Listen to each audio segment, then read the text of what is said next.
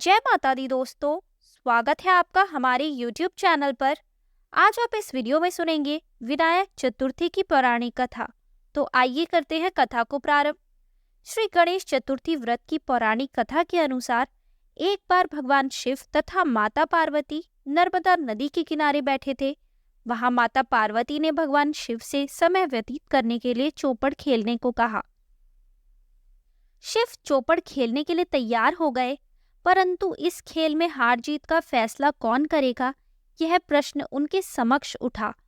तो भगवान शिव ने कुछ तिनके एकत्रित कर उसका एक पुतला बनाकर उसकी प्राण प्रतिष्ठा कर दी और पुतले से कहा, बेटा, हम चौपड़ खेलना चाहते हैं, परंतु हमारी हार जीत का फैसला करने वाला कोई नहीं है, इसलिए तुम बताना कि हम दोनों में से कौन हारा और कौन जीता।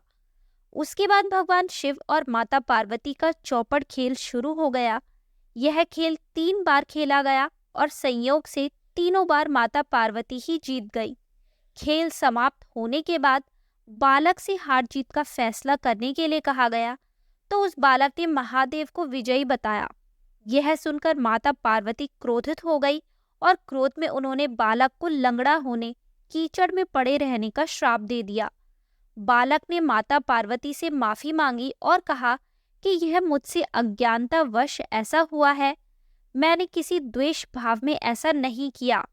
बालक द्वारा क्षमा मांगने पर माता ने कहा, यहाँ गणेश पूजन के लिए नाग कन्याएं आएंगी, उनके कहे अनुसार तुम गणेश व्रत करो, ऐसा करने से तुम मुझे प्राप्त करोगे। यह कहकर माता पार्वती शिव के साथ कैलाश पर्वत पर चली गई। 1 वर्ष के बाद उस स्थान पर नाग कन्याएं आई। तब नाग कन्याओं से श्री गणेश के व्रत की विधि मालूम करने पर उस बालक ने 21 दिन लगातार गणेश जी का व्रत किया। उसकी श्रद्धा से गणेश जी प्रसन्न हुए। उन्होंने बालक को मनोवांछित फल मांगने के लिए कहा। उस पर उस बालक ने कहा, हे विनायक, मुझ में इतनी शक्ति दीजिए कि मैं अपने पैरों से चलकर अपने माता पिता के साथ कैलाश पर्वत पर पहुंच सकूं और वे यह देख प्रसन्न हो। तब बालक को वरदान देकर श्री गणेश अंतर्ध्यान हो गए। इसके बाद वह बालक कैलाश पर्वत पर पहुंच गया और कैलाश पर्वत पर पहुंचने की अपनी कथा उसने भगवान शिव को सुनाई। चौपड़ वाले दिन से माता पार्वती शिवजी से विमुख हो गई थी, अतः देवी के रुष्ट होने पर भगवान शिव ने भी बालक के बताए अनुसार 21 दिनों तक श्री गणेश का व्रत किया।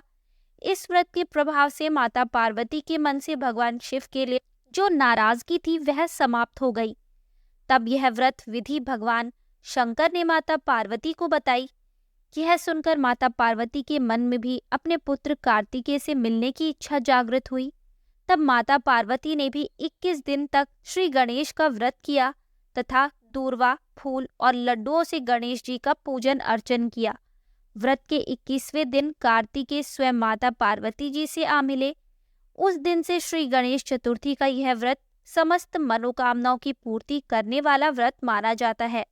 इस व्रत को करने से मनुष्य के सारे कष्ट दूर होकर मनुष्य को समस्त सुख सुविधाएं प्राप्त होती है। तो दोस्तों, यह थी विनायक चतुर्थी की व्रत कथा। आपको ये कथा कैसी लगी हमें कमेंट करके ज़रूर बताएं। हमारी आगे की सभी वीडियोस को देखने के लिए हमारे चैनल को सब्सक्राइब करें और शेयर करना ना भूलें।